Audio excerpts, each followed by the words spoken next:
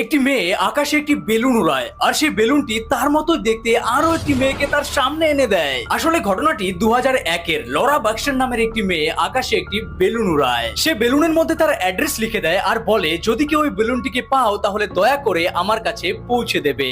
এখন হাওয়ার ডাইরেকশন কতটা র্যান্ডম হয় তুমি জানো, মানে বেলুনটি যে কোনো জায়গায় যেতে পারতো, কিন্তু এই বেলুনটি 225 কিলোমিটার ট্রাভেল করে একটি এমন মেয়ের গার্ডেনে গিয়ে পড়ে যার নামও লরা বাক্সটান ছিল।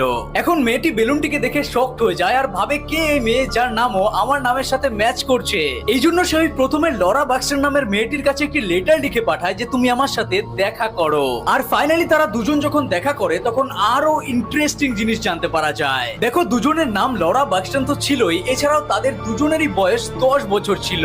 দুজনের আই কালার সেম ছিল, চুলের কালার ব্রাউন ছিল, তাদের কাছে যে পেট ডগ ছিল সেটা একই প্রজাতির ছিল।